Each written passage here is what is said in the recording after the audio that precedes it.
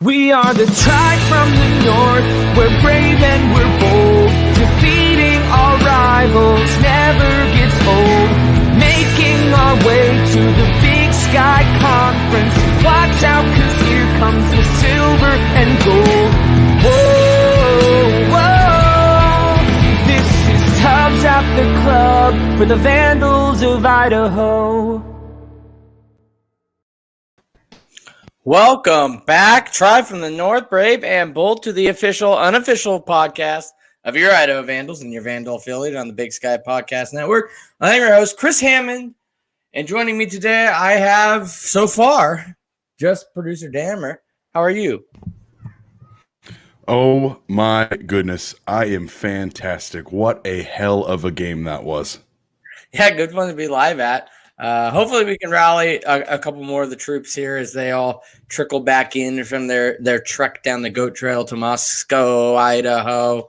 But until then, Dallas and I will get into it as we cover the team that is about 13 seconds away from being 4-0. Before we get into that, we want to thank our sponsor, Montucky Cold Snacks. Ain't nothing like cracking a Montucky Cold Snack, an ultra-refreshing light beer born in majestic Big Sky country. The best part is when you crack a snack, you're giving back. Montucky Cold Snacks donates 8% of all profits back to local causes, even right here in Idaho. Supporting organizations like the CW Hogs and the Idaho Food Bank. Yeehaw, that's freaking awesome. Montucky Cold Snacks, the light American lager for pow-pow rippers, gator wranglers, pony riders, and badass do-gooders. Visit MontuckyColdSnacks.com today to find out how to get your ass some snacks. Dallas, back from the dome in, honestly, it feels like record time. That was pretty quick. But how was the trip? How was the game? How was our pregame activities for you? It was great. So shout out to Marie Duncan for bringing us onto the Vandal virtual pregame with the Alumni Association. That was a blast. It was very nice to meet her. Shout out to Taylor Cash. Ran into him as we were exiting the game. I got back here fast because my wife drives really fast. Man, the pregame was a lot of fun. It was nice to kind of tell our story to just more folks. Thank you for anybody that tuned into that. But man, that game, what a ride. The two wins we've had this season have been two of my all-time favorite moments in the Dome. It's what I wish you'd been able to make it for, because this was As the biggest Nikhil Nayar fan I've ever seen, this would have been your shining moment to let everybody in that dome know just how awesome this was. Yeah, Nikhil Nayar, my guy. Long standing. I pulled it here. Let's see if I can pull it on the screen here. Oh, that is not it. Anywho, so Nikhil Nayar, been a fan literally since I pulled the tape today. Episode 3, when we were talking the original Idaho Vandals preview. He was a guy who I wanted to take the reins in 2018. Obviously, he did not end up winning the competition, but a guy I've been high on since all the way back then. And he showed up. I was a little worried. I'm not going to lie. It was one of those things where people instantly started messaging me and going, your guy's finally in. Let's see what he can do. And I was like, oh boy, I don't know if I'm quite ready for this, but it worked out. Here, I got the clip for everybody, actually. Nikhil Nayar from Mercer Island, kid 6'5", 230. I mean, he's what you look for in a quarterback. I don't know if you guys follow. Oh God, I'm gonna get crap for not remembering his name, but he's a guy on Twitter and Instagram. I think he works for the Lewiston Tribune. He's been posting. Is it Colton? No. Colton Clark. Colton Clark. Yeah. He's been posting a lot of stuff like all the training and the quarterback drills. I don't think Nikhil Nayar looks that bad. I understand that it's probably a lot of a playbook thing, but I really feel like he might be getting shortcutted here, not getting more looks, especially with the new redshirt rules. That you get 4 games. If we're really beating Western New Mexico, really down in Fresno, I would like to see him get some serious look. Well, he finally got his serious look, Dallas Hammer. I know that was in the most glowing review, but anyone that's been a longtime listener of the show knows that it grew as time went on. But it comes at a very bittersweet reality of the fact that obviously we don't know anything, but CJ Jordan, who started the game, looked very good and unfortunately looked to be holding his knee as he was helped out the field. And obviously part of the reason we got CJ Jordan was that he did tear, I believe it was actually his meniscus, not his ACL, but his senior year of high school, causing him to lose offers from like Louisville, which how people are like, well, why did he choose Idaho? We were just stuck with him. Not what you want to see. He looked stinking good. I mean, Cuttrell, who you don't expect to do this, dropped one in the end zone. He did score that rushing touchdown. We just didn't give the refs enough time to review it. It didn't matter. We scored anyways. But give him basically credit for 2 touchdowns. But before we get into Nikhil Nayar's late game heroics, I mean, pending it's nothing serious. Pending if it is, he can come back at some point. What did you see from CJ Big Play Jordan? Man, CJ, I try to not be a hot take artist, but here it goes. I think CJ Jordan is the best quarterback on this team. From what we saw, his numbers weren't fantastic. 16 to 27, 183 yards, no touchdowns, but no interceptions. Did take a couple sacks, had some decent running numbers. I think he gained 65 yards, but the sacks took out 27. So 38. He had a lot of big plays that seemed to be like just so slightly there. Nick Romano had that huge catch that he was out of bounds and didn't quite hang on to it. There was the penalty that Cuttrell Haywood continued to play without the helmet on, so they took back a huge completion. So the numbers aren't there, but the moments certainly were. Watching him live, it was like this guy is what I think Paul Petrino wants in a quarterback and in his offense. And I'm going to take a shot at Mason Petrino, and I don't mean it to be directly a shot at Mason Petrino. On a day like today, it was what Mason Petrino would have looked like if he'd had more of an arm. It was like, now I get it, what Paul had been wanting to do with this offense, because it looked unlocked with CJ Jordan out there. Yeah, I mean, you mentioned it. The numbers end up looking a little skewed. 16 for 27, 59.3% completion percentage. No touchdowns, but as we mentioned, He lost 2 touchdowns. But ending the quarter, he was 7 for 7 for 83 yards. And once again, not a shot at Mike Beaudry. The season's gone on. Nikhil's gone. I know he hasn't had game time, but he's had 4 additional weeks. Beaudry came out looking rusty, missing throws that now he's making.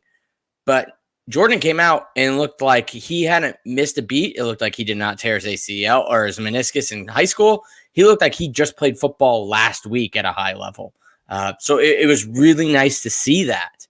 And then it's sad kind of how it ends. Obviously, we don't know anything. Petrino didn't really bring anything up in the post game because obviously, what's he going to say? They haven't had an MRI. Maybe it's a sprain. From what I saw briefly, it looked like the other knee, which is scary in its own right, but also maybe promising. It's more of like that's not good. Maybe overcompensating sprain, tweak, not necessarily a re-tear, but we don't know anything. But man, you're right. He looked, it's going to come across as a shot. It's not. He looked like a slightly more polished Eric Berrier. His throws that he was missing are about the same level of air that Eric Berrier has, except this kid's a true freshman, not a redshirt senior. So you see that and you go, oh my gosh, this is so promising. Blitzes right in his face. He can step up, do the Russell Wilson back shoulder roll, get out of the pocket. Even if it's just for 2 yards and an incomplete pass, it's just like, wow. Every play is still alive.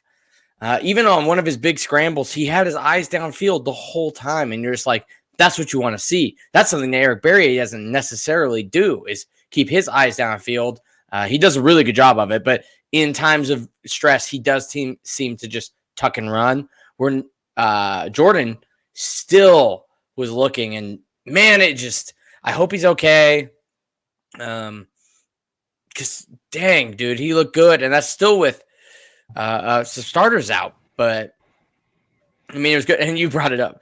That game, we'll touch on this here in a little bit before we get really more into depth. But how do you get your helmet knocked off as a receiver blocking downfield without illegal hands to the face?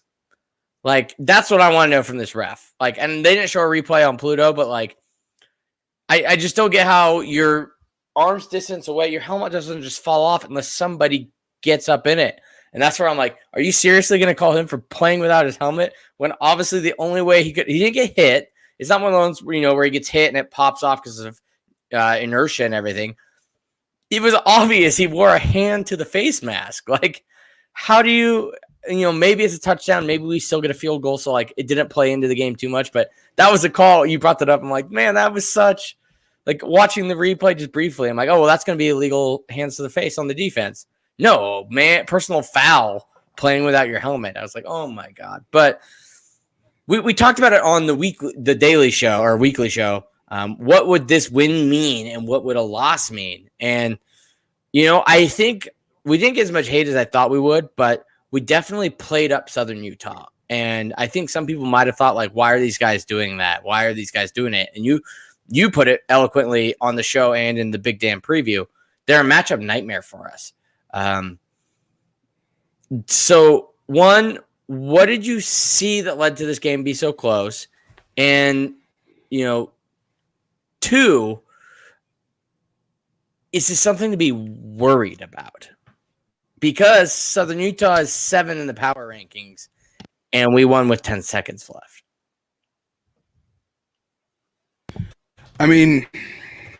Again, I think a lot of this is matchup nightmare.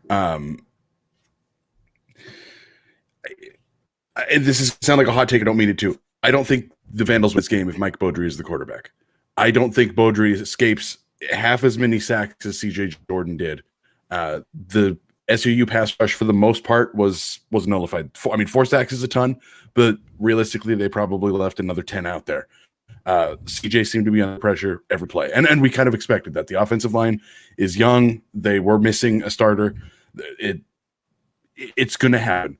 The other problem is the secondary is also not great. At one point, Brandon Shanks, he came into the game with 9 receptions and 5 touchdowns. At one point, he had 11 receptions and 6 touchdowns. He was 2 for, I think, 116 yards in the first 13 minutes of the game.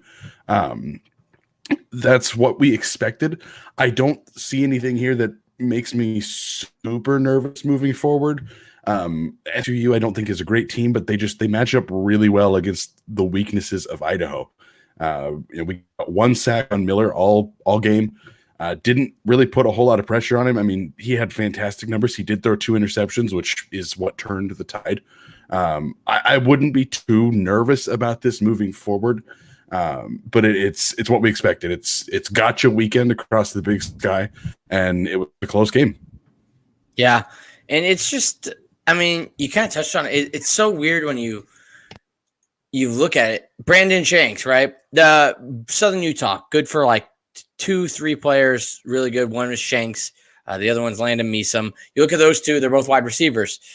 4 receptions for Meesum, number 5, 89 yards and a touchdown. So 4 catches. He's averaging 22.3 yards a catch. That's probably their second best wide receiver. To put it in perspective, they had another wide receiver who averaged 25 yards a catch. They had a second wide receiver that averaged 23.5 yards a catch. They had another wide receiver who's actually a running back, averaged 26.5 yards a catch. And they had Brandon Shanks, who averaged 42 yards a catch. He had 3 catches for 126 yards and a touchdown. And I said, even without Trey Walker was missing this game.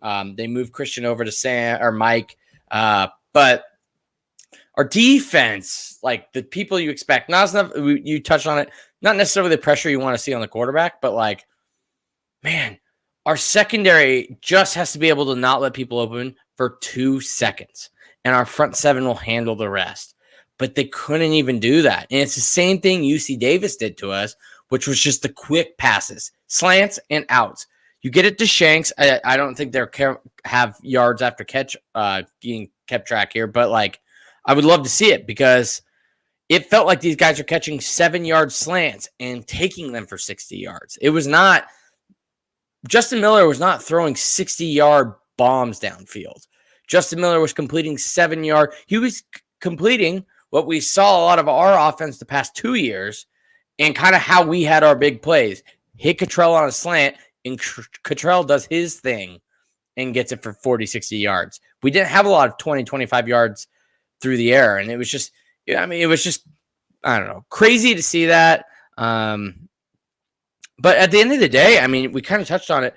CJ Jordan had a hell of a game, but even with that said, he was the worst rated quarterback in this matchup. You touched on Justin Miller. So CJ Jordan ends up going 16 for 27, 183 yards, 59.3% of completion percentage, 3 sacks, 0 touchdowns. One good for a 116.2 QBR. Second place in this game, Justin Miller goes for, he actually have in the highest, but so second place this game, Nikhil Nayar, 12 for 20, 60% completion percentage, 143 yards, 2 touchdowns, 1 sack.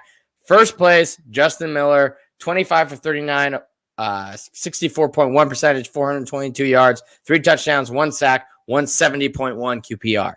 So it's just it's crazy when you look at that because biggest Nayar fan in the world, this guy, right? Like, it did not feel like Nikhil played better than Jordan. He won the game. He made the plays when he needed to. He made a couple questionable decisions, but nothing that was like shockingly like, oh my God. It's weird to see those numbers, and obviously the 2 touchdowns help. One of those, basically, Jordan did most of the work to get him down there.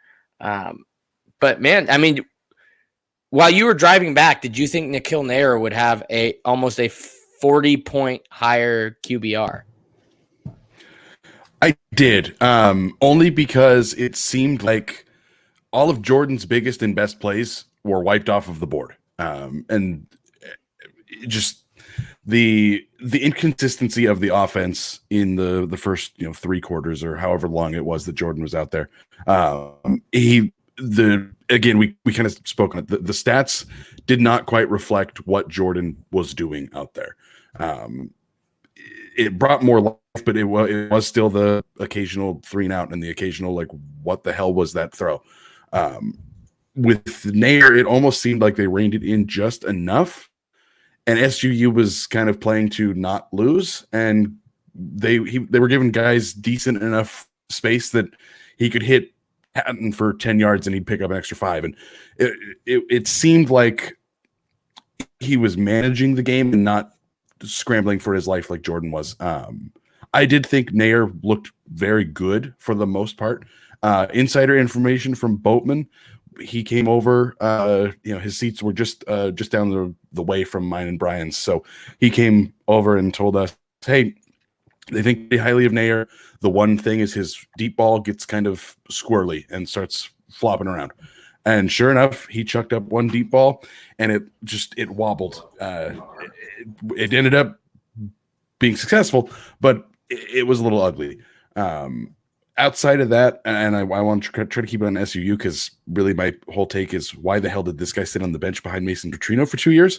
But he did. He looked good. He looked like he knew what he was doing. He looked like he knew the offense. There were a couple questionable decisions, but you expect that out of a younger guy. You see that out of seniors. You see that out of Beaudry, who seems like he's 27 or 28 at this point. I'm rambling here, but at the end of the day, Nayar, I thought, played pretty well. It wouldn't be shocking to hear somebody like Brian, who's just dialing in. Brian might say that Nayar has played even better than Beaudry. Nayar, I thought, looked very good at the end of that game. Mr. Marceau, welcome to the show. Hey, guys. We've touched on a couple things, so let's just get your quick recap, and then we'll let you follow in for the rest of the agenda. Oh, good Lord, man. That game, your voice is gone. Were you getting loud on defense? Were you ringing the bell? Yeah, man. Yeah. I was ringing the bell. Sat with Dallas. My older brother's there too. My older brother, who, not that you guys give a shit about my family story, but my older brother is an honorary Vandal. He gets all the pain, but none of the nostalgia because he didn't go to U of I. But yeah, he was there for it too. That game was wild in terms of what I'm going to call my emotional swings. First off, I just hadn't been to a sporting event in over a year. So just the fact of like going to your first one is a pretty big deal right now. And then with how terrible we looked on defense, but then how great CJ Jordan looked, and then CJ going down with the injury, and then us feeling like there was just no way for us to make the comeback because Paul's not famous for comebacks. But then we did. It was an incredible game to be at. Are you forgetting 2018 North Dakota? No, dude, I was there. But for some people, look, Dallas already touched on this. Rooting for Idaho without Mason Petrino is a different world for a lot of people. And I'm not just saying that for me to bring it up. Like, as we were exiting the stadium, we had people unsolicited bringing that up to us saying, yeah, if only we had this Nikhil Nayar guy the last 2 years. That's not us bringing up the dead horse. That was fans talking to us. And Chris was on that train, of course. But that's what I mean, Chris, that was one of the other wild things is Nayar looked good in the second half. He's a different player than CJ. I can tell you, I'm ecstatic about CJ Jordan. But Nayar was more accurate than we've seen Beaudry. Now, of course, Southern Utah is not as good as Eastern or UC Davis. So there is a chance that some of that factored in too. But I guess I was floored to see how good both CJ's great, man. CJ in my head, what I was thinking is, oh my Lord, this guy is our Vernon Adams. He's accurate. He's big play, fast. CJ. He's a passer first, but he can make plays with his legs where look, I'm not going to make the comparison to Berrier yet because Berrier is fantastic, but CJ looks like a more accurate passer right now. We made that comparison. Yeah, he looks like a more accurate passer than Berrier. He's not as athletic in terms of running because almost no one we've seen in the Big Sky who can pass is as athletic as Berrier. But no, CJ Jordan is great first time out. Then when he went down with injury, good Lord, that was terrifying. But then Nikhil Nayar comes in and does as well as you could possibly hope. I mean, both those guys, I don't mean that as a put down to Mike Beaudry, but I was more comfortable with watching Nayar operate the offense than I had been with Beaudry in the 2 games. So my big takeaway is, dude, wild game. Our secondary is just abominable. But in spite of that, Idaho had a lot go wrong and we still won. I actually talked about that on our show last week, Chris, that we would need that margin of error against Southern Utah. We would use every damn inch of it and still pull away. That's what happened. It's wild to see a Vandal team be able to put in a rough outing but still have a win is, I guess, the end point of what I'm going to take away from this Idaho team. Yeah. No, and you kind of touched on exactly what we did. The fact that, like, this game was so weird. You see a lot from CJ Jordan that's so promising, and then obviously, unfortunately, what happens. But then Nikhil comes in, and you're kind of like, where has this been? He's been on our bench the last 2 years. Like, no, and once again, you said no offense to Mike Beaudry, and you are correct. The one thing to weigh into consideration here is we're comparing Mike Beaudry against the 2 top teams in the Big Sky. Well, Weaver, 2 of the top 3 teams in the Big Sky. The 2 best teams we're going to play this year. Yes. And Southern Utah, who's the 7th in the power rankings right now. So, like, yes, they are 13 seconds away from being 4-0, but, like, you've got to kind of weigh that into it. We don't know what a performance like this would have done, like what Mike Beaudry's performance might have been against these guys is what I'm saying. But you look at what you were saying, and this isn't meant to be a shot at Colton Richardson. He looks better than Colton Richardson did the past 2 years. Better. And I get that. Yeah, he's also, we're talking about, well, was he that good as a sophomore? Was he that good as a freshman? Probably. Let's say, Chris, the only comparison, I might have to step off screen. I've got 2 cats who are trying to break into this show right now. But Nikhil, when we saw Nikhil against Idaho State last year, now we knew that, look, they're not actually letting him pass, but 3 of his incompletions were drops. Sorry, 2 of his 3, he went 2 of 5, 3 incompletions. 2 of those incompletions were drops. He looked fine when he played against Idaho State. That was my takeaway here. It was similar, except the game was closer. So you'll say the stakes were higher. But yeah, Nikhil doesn't throw tight spirals. And I mean, honestly, I've talked to Colton Clark, where he said in his mind that was some of the issue, is that because Nikhil doesn't throw, his spirals aren't as tight when he throws deep, his accuracy can be an issue. In the game, when we've seen him live, he is fine as far as getting the ball to where it needs to be and making the right decision and the right reads. But Chris, the thing I have to talk about too, because of, I said the game was a roller coaster. We used every bit of our margin for error.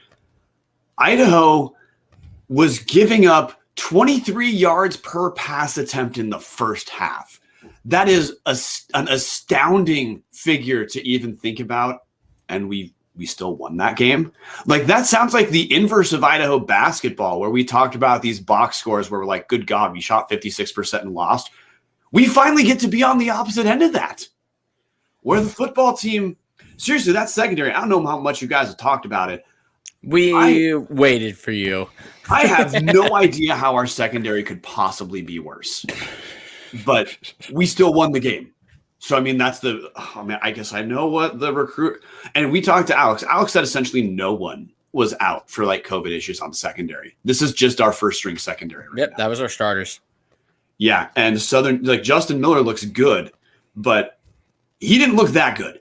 We just, I mean, maybe every Southern Utah receiver is Randy Moss, and we just don't know this, but while watching it in person, it was astounding how open they were getting the entire first half and until the second half. It was weird that Southern Utah even quit. They didn't.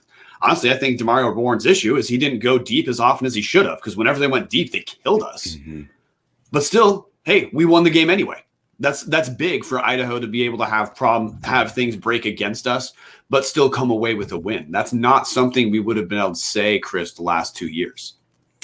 Yeah, 100%. I mean, you touched on it. The secondary was, and we skated over it, I guess is the better way to say it.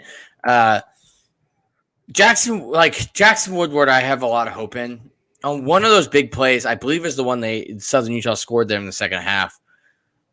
I don't know how he missed the tackle. Like, he was there and he just kind of like laid on the turf. You're talking about that over the middle pass that should have Yes. been like a 7-yard gain that went for like 85. Or an interception. And I think that might have been the issue is he went pick and then tackle second. But like he was still there when I think it was Shanks caught the ball, and it was like, dude, it looked like a kicker trying to tackle. You know, when like the kicker's just kind of like lay down as like, well, I got in the way. That's what it looked like. I'm like, and this guy is an athlete. He plays on the basketball team part of the time. Like, how is that the most athletic play you could make? And, you know, they didn't show a replay of it. So, like, maybe I missed something. Maybe his momentum, he was already falling down. But live, full speed, no replay, it looked very bad. And I was talking to Dallas about this, Brian. So your take, even without Trey Walker, and I know we didn't get the pressure, but our front seven didn't look bad. Our secondary just has to cover for 2 seconds. 2 seconds. And the front seven will take care of their business. All Southern Utah did was dink and dunk, quick passes, in outs, barely anything deep downfield. Basically 18 and 19's Idaho offense. And it worked because our secondary couldn't cover for more than 2 seconds. Like, people were open on their first step. And all Miller had to do was hit them, and it was a lot of yak. Oh, yeah. I mean, if you look at the box score, like Southern Utah did not run the ball effectively. Again, like I know this is just like dumb hot take fan commentary for a second. I don't know why they went for any short plays against us at all. Because when their receivers had at any time to get open, there was no one close to them. But even with how Miller started, and he obviously was not didn't have the same success in the second half as he did in the first half, because no one in the world can have more success than 23 yards per attempt. He still averaged over 10 yards per attempt against us. Yeah. But real quick from you, because I already asked Brian, is this game worrisome? Or sorry, I asked Dallas.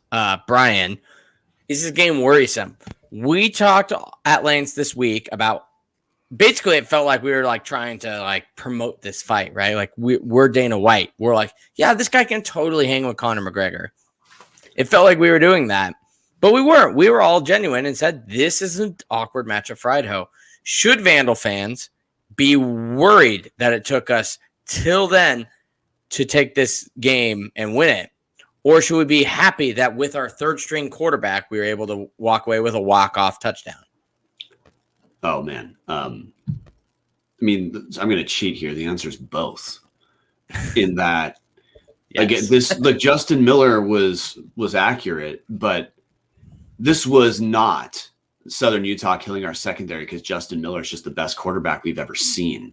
And this was not the Southern Utah wide receivers are just the most talented receivers we're ever going to see. Our secondary, like I have no problem saying, hey, we got bailed out against Eastern with those drops.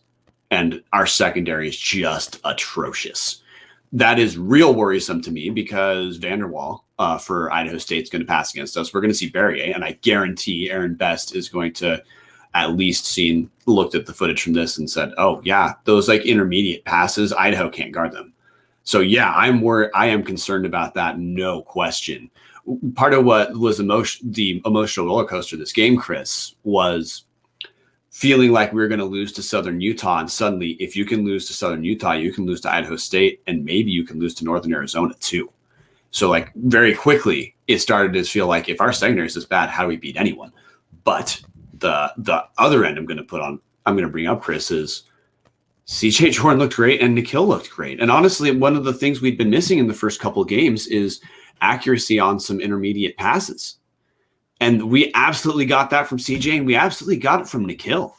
So, I mean, neither of those two had a box score that blew you away, but I guarantee the efficiency numbers of both those guys are significantly better than what we saw our first two games, again, also against a not quite as good team. But if you do the composite box score of CJ Nikhil compared to the box score we got in the first two games, this was objectively our best quarterback game. No question. Well over 300 yards. So should we be happy that our third string led us to a win? Yeah, I think we have a real good third string quarterback, man. But I guess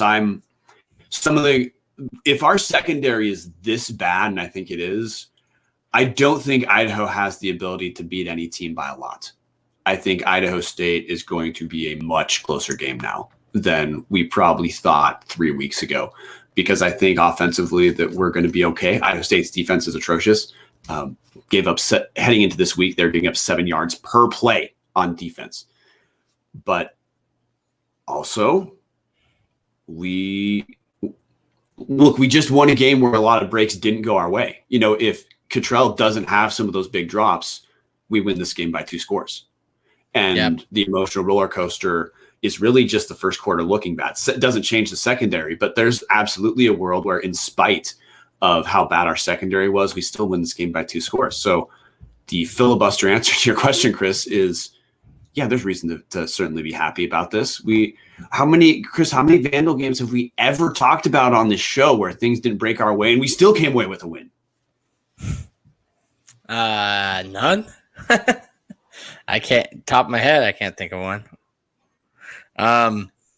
So before we get into like final takeaways, let's just kind of spotlight some of like the unforeseen beauties that happened in this game. For one, speaking of like injuries in CJ Jordan, a guy who's been riddled with injuries his career as a Vandal, Dylan Thigpen, 9 carries, 110 yards, 1 touchdown, kind of became the featured back.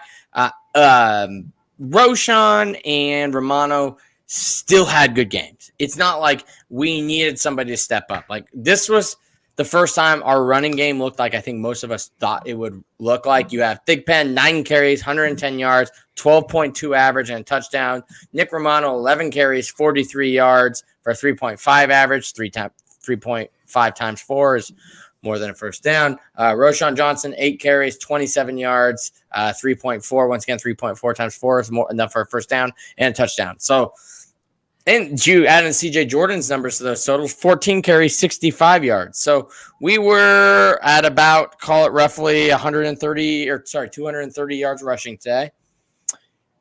Thankfully, that I think our season high to this point was like 140. So we almost, put an extra 100 on it. Nice to see. Any takeaways from the run game and Dylan Thigpen in specific?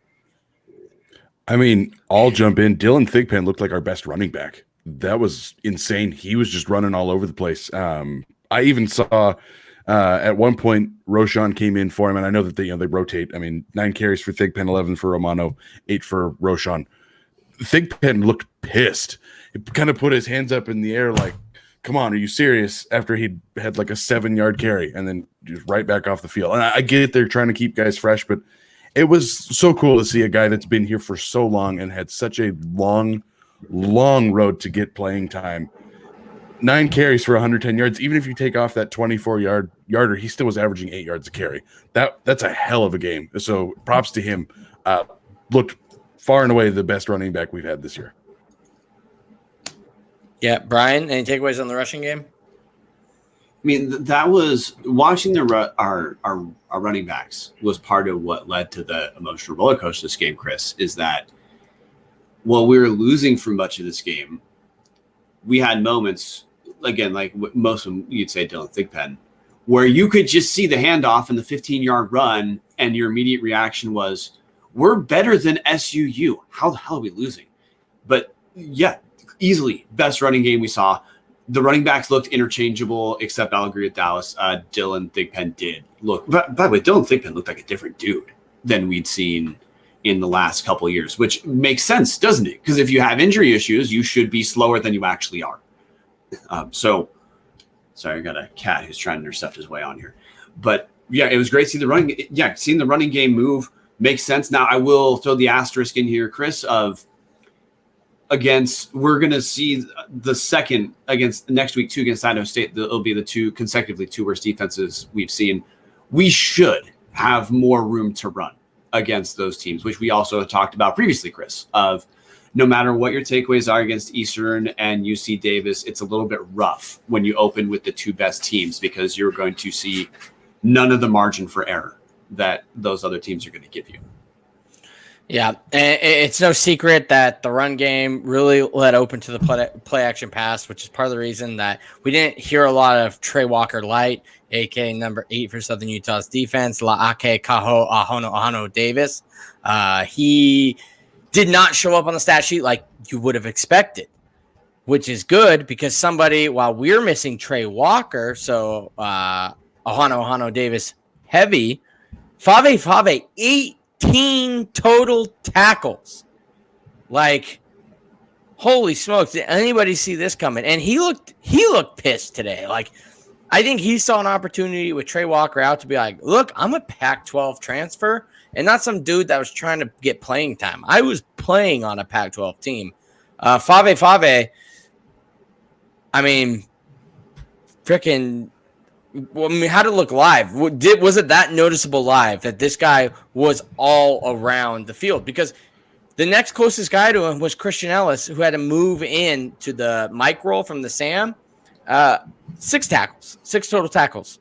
That's your second most tackles on the team, behind Fave's 18. That is 11 solo, 7 assisted.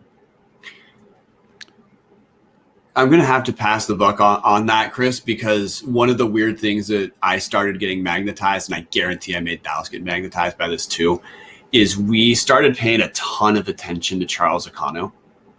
And just how he disrupts. Well, he was... So it's clear that he's not back to what you'd call 100% from his injury. And he also just, his physique doesn't look like he's 100% where he had been prior to the injury, where we started watching him because there's a huge gulf between how he looked play to play, where there were times where he was definitely the one getting to the quarterback. And there were others where it looked like maybe he's picking his spots, which to me just says, like, if he's back with us next year, he's probably playing his way back into shape right now. And there's a ceiling he's not at. The ceiling he had prior to injury is not at yet, but there's certainly room to grow. So forgive me for that, Chris. I certainly destroyed the other guys right here who are with us watching the game. Be like, hey, dude, look at Chuck Acano. He looks different.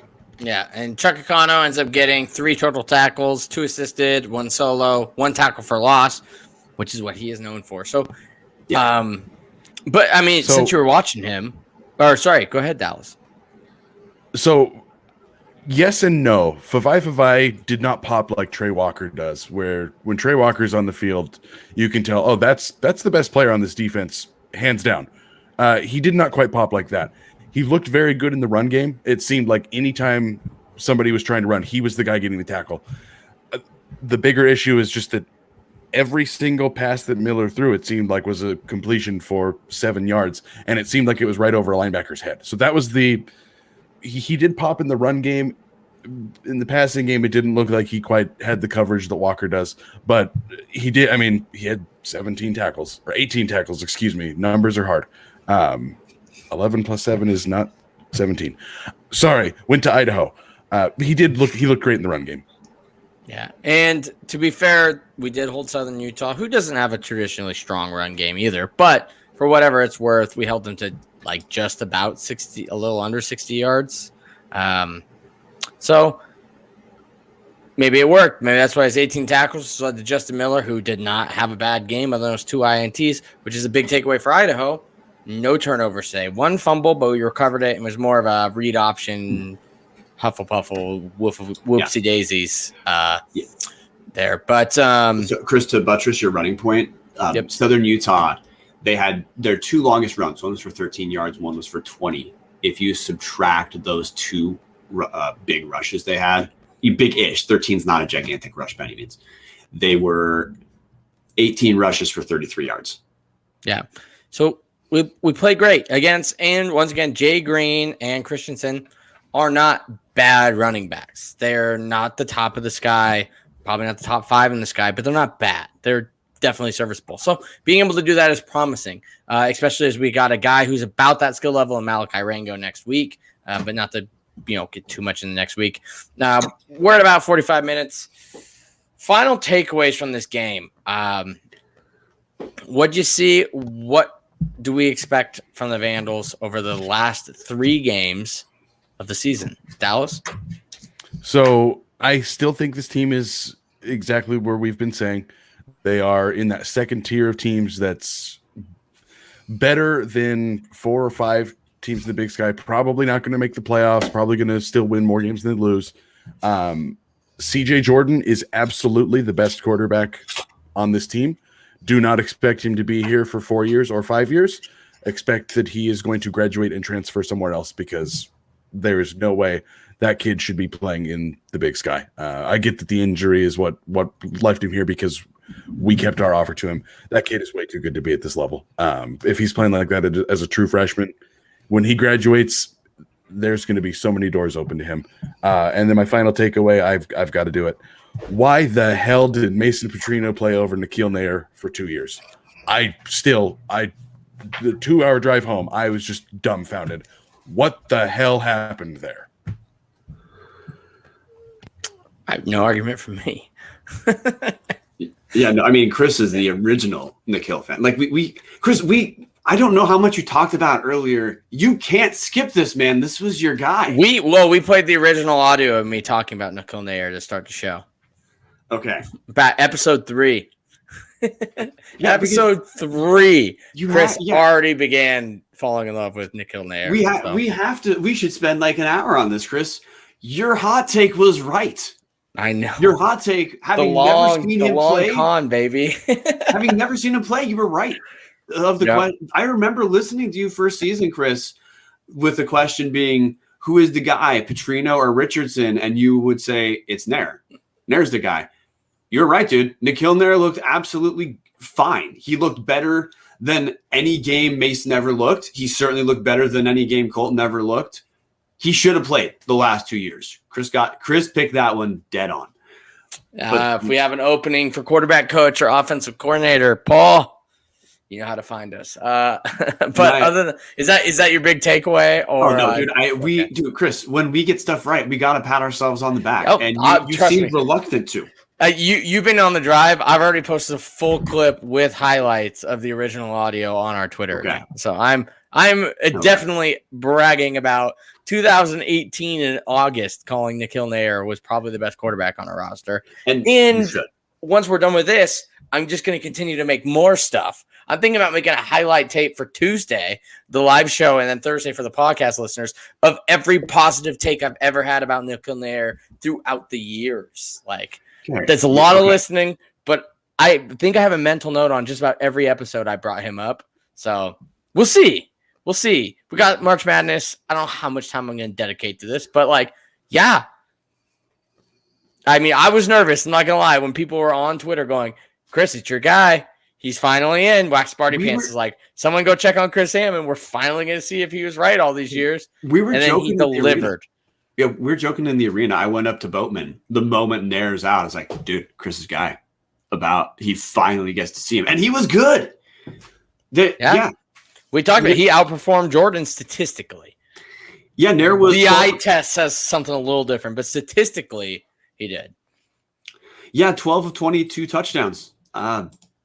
Pretty dang good. My takeaway, Chris, I mean, well, first off, I'm fine doing another hour on you being right about Nayar. I don't know how Tuesdays for Wednesday. I don't know how long I mean, again, we're just gonna have. This is always gonna happen. Mason shouldn't have played one down. It should have been Nayar. Game over. But the immediate takeaway from this game, Chris, is I don't know if I've ever seen a worse secondary than what we've assembled. And because of that, we will not be able to beat teams by a lot of points. So Idaho State is going to be a competitive game. Whether we win or lose, that's going to be competitive.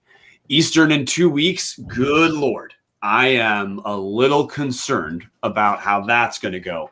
But if, honestly, the other takeaway is I'm ecstatic about CJ. And if CJ can't play because of injury, I want to see Nayar out there. Nayar looked better than Beaudry in either games. Again, we've already prefaced this. Southern Utah's not as good as UC Davis, so maybe that matters. But accuracy, Nayar looked like a much more accurate passer than Beaudry. I think either way, you have to. If Jordan is unable to go, I think we had a whole different conversation queued up for this, and we were talking in our private chat where I was like, "You still shelf him." And you guys actually, Dallas blamed me where he was like, see, Chris brought up the knee injury because you don't force a guy back coming off of a knee injury. And then what happened. And then they blamed it on me for bringing it up, period. But I was like, you know what? We have Beaudry. He has CFL options. It doesn't mean he's going to come back in the fall, but like this spring, yes, he deserves more snaps. That was obvious. But like you stick with Beaudry and you just ride out the fall or spring, especially when we're odd man out on the playoffs right now. Nikhil Nayar, however, after how he came in, knowing CJ Jordan is probably hurt, Nikhil Nayar being a junior, he should be getting snaps next week. He played well enough in this game that next week he deserves to at least get some looks at quarterback. Now, I don't know if we've spent 2 years bagging on the 2 quarterback system. Now here we are asking for it. No, we're not asking for it. We're saying, look, I'll give my take on that, Chris. Yeah. We need to view CJ Jordan as Cam Tyson from basketball, which is, I don't know how long we're going to keep CJ. We need to ride that into the ground. He is good. He's got an arm. He's accurate. He can run. He's like Idaho's Vernon Adams with the extra year of eligibility. I have no problem saying, yeah, we got to factor in grad transfer. If he's ready to go, that dude has to play. He is good. He is by far the best Idaho quarterback I've ever seen play. Well, since I've been an Idaho fan. I would agree with that. Probably since Freeze. Yeah, I have no problem saying that guy is for real. That guy, if he's healthy, we have to use him every single snap that we can. But Nayar should get snaps next week. Like, if Jordan is out, and hopefully not. But if he is, or if they did decide we're shelving you for the rest of the year and just keeping you healthy for fall, because we saw what fall could possibly be with him at the helm. Yeah. We saw enough of Jordan. That's the good news. Like whether he's hurt or not, hopefully it's not serious.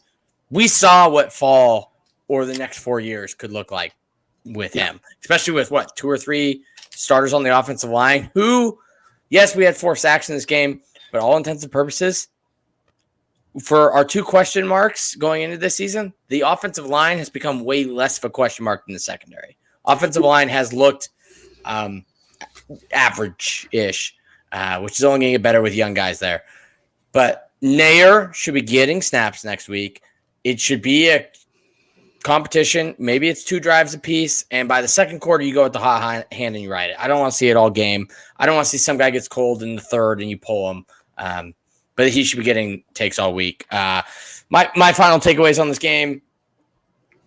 We said it was going to be close, and I know people want to be like, "Well, I think the emotion, like this, to make this episode age well, people are going to be like, wow, they were really excited about beating Southern Utah barely." 1, 13 seconds away for Big 4-0. 2, we all told you it was going to be close. What was our biggest prediction, Dallas? I don't know if you have them memorized, but I think Boatman was the largest one with like a 15-point win. Like most people had it in that like 9 to. I think you had a 1-point win, didn't you?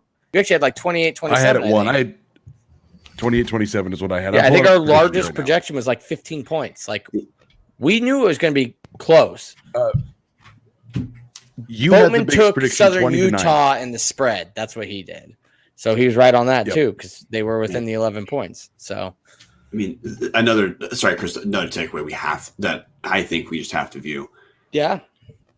Idaho has got to find a way to put more points on the board. Like just with how our secondary is right now. I know we've all said this multiple times, but every team is going to be able to pass against us. We have to be able to score above 30 if we're going to be winning games. Yeah. Is it weird that like the quarterback who's looked the worst against us is Eric Berrier?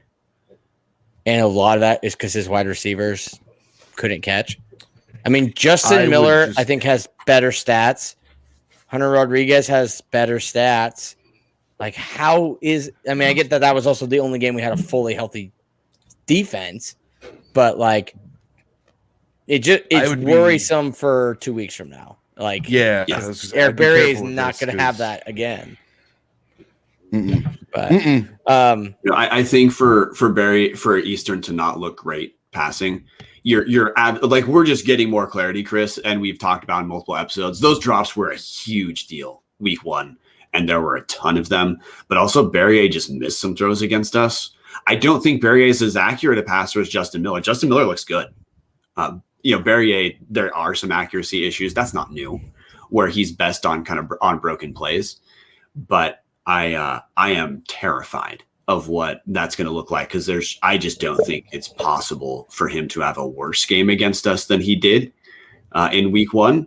And I really think if we're going to beat Eastern, we're going to have to put up points like we haven't seen Idaho do in the Big Sky. Like the NAU game, I don't think really counts, because that was just the weirdest football game any of us will ever watch in our entire lives, where Mason Petrino looks like a god.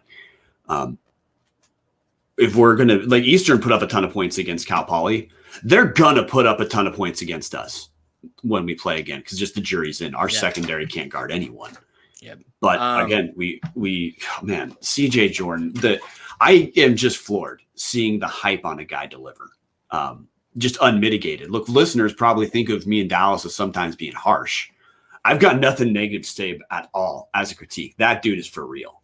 Yeah. And as the guy saying we should have shelved him too. Like, now me being the pessimist, right? Like, I was also the first guy to start pumping the horn there. Like, I watched his highlight tape, saw the offers, saw the huddle tape, and I was like, this dude, like, trust me. I was pumping it to everybody that listens to the show. CJ Jordan is our future. CJ Jordan is our future. Big play CJ. Like, and I'm sitting here saying pump the brakes. So, like, I think we all agree he's good. He's really good.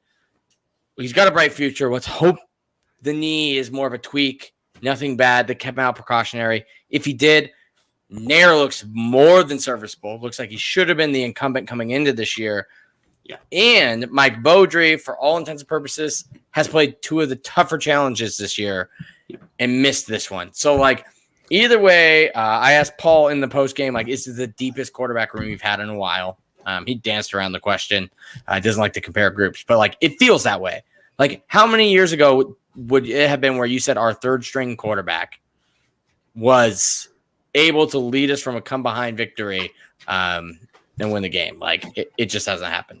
He danced around the question, Chris, because you can't talk about last couple of years without everyone knowing how garbage it was that his kid played. But I compared it to 2016, though. I said 2016, you had a room that had, I think I said 3 or 4 potential. I had it pulled up.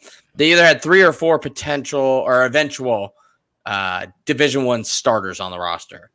Okay. And I was like, so you have that. Is this room as deep as them? Because people forget that 16 room was deep. So was 15 when we had Luton, Chalich, and Linehan. Like, we've had some deep rooms, believe it or not, somehow, and our play is what it is. But real quick, shout out to Hughes River Expeditions Around the Bar, brought to you by Hughes River Expeditions. If you're looking for a great all-inclusive week-long vacation, don't look past your backyard. Venture into the largest protected wilderness in the continental United States, located right here in the great state of Idaho. Enjoy a multi-day trip down the Middle Fork of the Salmon, the main salmon river of no return, the Salmon River Canyons, or the Selway. You can even enjoy special trips like the one to see the Perseid meteor shower. Camp on pristine beaches, run amazing whitewater, hike scenic trails, spot wildlife, soak in beautiful natural hot springs, take in river all along the river's edge, and fish some of the most remote stretches of river in the country. You just bring your clothes and let HRE handle the rest. Hughes River Expeditions has been Vandal owned and operated since 1976 and ready to take you on the vacation of a lifetime. What are you waiting for? Find out what it's like to grab a paddle, catch dinner, and ride the bull all throughout the Gem State. Call them now, 800-262-1882. That's 800-262-1882. Or check them out at hughesriver.com. Guys, at the end of the day, people just have to be excited, because if you didn't watch Around the Big Sky, 3 of these 4 games came down to basically last-second touchdowns. Weber winning on a Hail Mary from their backup quarterback. UC Davis scoring with like 11 seconds left against Idaho State, prelude to next week. So don't hate us when we pump that matchup to be up closer than it. People probably are like, why are they talking up Idaho State? That's why they take Eastern to the wire and they take UC Davis to the wire. 2 teams we took to the wire and lost to. Like, we'll see. And then obviously Eastern just absolutely ruined Bo Baldwin's homecoming. Like, absolutely said not happening. But otherwise, a fun week in the Big Sky, and you just got to feel grateful. We coined it Gotcha Weekend. We got to be grateful we were not got in Gotcha Weekend. Oh, hell yeah. I mean, that's part of what my big takeaway was. We had a ton of breaks not work. I mean, Cuttrell's been a reliable receiver for 3 years. and he had drops that were just weird that I don't expect to repeat. He easily, 6 receptions for 68 yards, 1 touchdown. Easily could have been 9 receptions for 100 yards and 2 touchdowns. Definitely 2. I mean, yeah, definitely. Yeah, he had one absolutely just bounce right off his hands. Yeah, that's the end of the day. So I just want to leave it on this, and then we'll close it because we're at the hour mark. Did you ever? I had a weird feeling. I just want to know if this is mutual or if this is just me. I actually felt like I did not have much worry at all. I would say I was 90% confident on that last drive, those last 2 drives. You guys were the opposite. I had, maybe it's like, for any of the Seahawks fans out there, it felt like when I was watching a Seahawks game and you're losing and you just like, maybe it's my Nikhil Nayar bias. It has to be, actually. That has to explain it. Like, sometimes as a Seahawks fan, you're losing and it just all hopes against the wall. And people are like, why are you so calm? And you're just like, I've seen it before, like, which is not the case with Idaho. But you're like, Russell Wilson is just going to drive us down the field and we're going to win. That's how this happens. Every time it bounces our way. This game, when Southern Utah got that last drive with 3 minutes left and it looked kind of sketchy and we were using timeout, I don't know. I was not worried. Like, there's a weird part of me that was like, I think we're going to stop them. Worst case scenario, it's a field goal. We're going to drive down the field and we're going to win.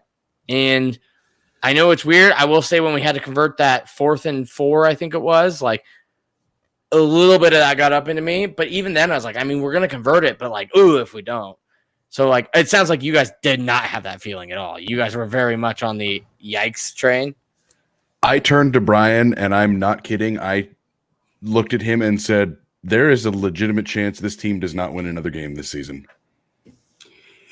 Yeah, so my take, Chris, is this is just something that's weird about this team to me right now. And maybe I'm like overgeneralizing seeing CJ and Nikhil out there compared to the other games. I don't know how you have faith in the lowest scoring team in the league to get a point on their last drive. Now, this team shouldn't be the lowest scoring team in the league. That is indefensible at this point. We have some strong receivers. We have solid running backs. Maybe the problem is like it's just getting this last quarterback piece situated with the guy who's more accurate on intermediate level passes, and that is what's going to get us to scoring over 30 points a game. But we have to score more than what we've been doing. We did it today where we broke 30, but just barely breaking 30. Like we're not going to beat Idaho State if we are not able to get comfortably over 30.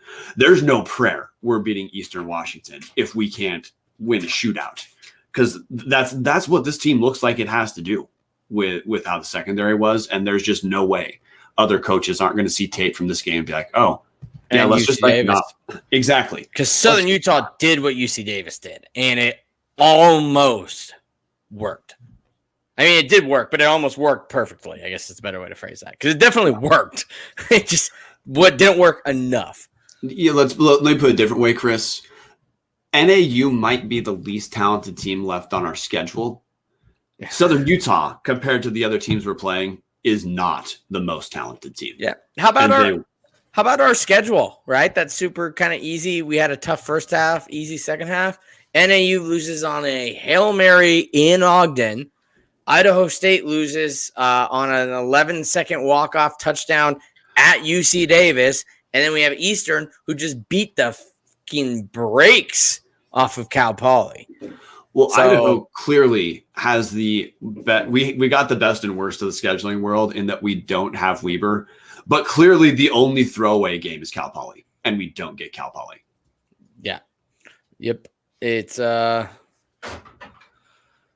we dodged the worst team and the best team. So I guess take it for what it's worth. But all it means is at the end of the year, if we do somehow make the playoffs, we'll be tested, which next week, just because we won't spend too much time on it, we're all Eastern fans, right? Oh, yeah, against Davis. Yeah, because we need Eastern to win, and we need to beat Eastern if we have a lick at the playoffs. All right, I think that's it, unless anybody has any final takeaways, and then we will close this part. So I just want to quickly say, like, we saw CJ at the end of the game. He did not have crutches. He was being helped around. And then interestingly enough, the teammates just left him and ran off, and he kind of was limping around and hobbling around. He's going to obviously have to go see a specialist, but it didn't look like, immediately when a guy tears something, he's on crutches, he's iced up. He had nothing, no crutches, no ice, nothing, was just kind of limping around. So cautiously optimistic that he's going to be fine. I did want to end the show with something real quick. I don't think Mark is watching live, but I'm hoping this is going to get him off my back when he ends up watching this. Finally got a Corner Club hat. I've been inside the Corner Club. I got a Corner Club hat. Leave me alone. Oh, you like the attention club. That's not, I do. I really do. It's the thrill of the chase. So, Chris, my last takeaway is if Southern Utah is as solid as they look right now, if Idaho State is improved the way, like they're a dumpster fire last year, they appear to maybe not be a dumpster fire this year. How good is this damn conference? If if truly right now there's one team you can just kind of put it in the bag against, which is Cal Poly, which maybe in a year it's better. Like looking at this season and heading into the fall, UNC, Northern Colorado looks like they have a lot more talent. How damn good is this conference going to be next year? Well, I don't know how anybody's going to deal with Davis Alexander and the Portland State Vikings, but past that, this conference is extremely deadly. Exactly. Yeah, Bruce Barnum, he's like Portland State. The recruiting classes Bruce Barnum's brought in? Yeah, exactly. Okay, all right. Well, we're gonna write off Portland State because their football, so like their basketball team. Like, oh my God, did you guys know their basketball team presses? How do you handle a press? You just pass the ball pass and you get open shots. Okay, Portland State, I'll write off. But if a lot of the last place we had a 5-way tie for last place in 2019, and we had I think 3 teams tied for second to last place. We were 2 and 6, 3 and 5. Idaho's one of 3 and 5 teams. Almost all of those teams look a lot better right now, or have reason for you to believe they're going to be a lot better. 2021's fall season is going to be so damn fun and unbelievably rough week to week. And I am ecstatic to buy season tickets already. Yep. All right. Well, that's the show. You already know how to find us because this doesn't even go on podcast form. Maybe we probably should post this on podcast form. We will. We'll post it on. Welcome to the podcast formers. I don't think we posted any of these on them, but maybe we probably will going forward. But for those of you joining us live on YouTube, I think we had a peak concurrent viewer of like 12, including Brian's cat. Thank you. Thank you to the Alumni Association for setting up Dallas and Brian, so they're able to do it from the Alumni Center down there off of I want to say whatever, New Greek. My wife just popped on too, so we have an extra. There you go, everybody. See, everybody's in because it's a Vandal freaking victory, baby. So thank you to the Alumni Association for having us on and interviewing us for once. That was kind of wacky. But yeah, thanks to Maddie for setting that up and everything. And it's now time for the best band in all land, the Sound of Idaho, to play us out. Go Vandals. Go Vandals. Thank you, Marie. Go Vandals.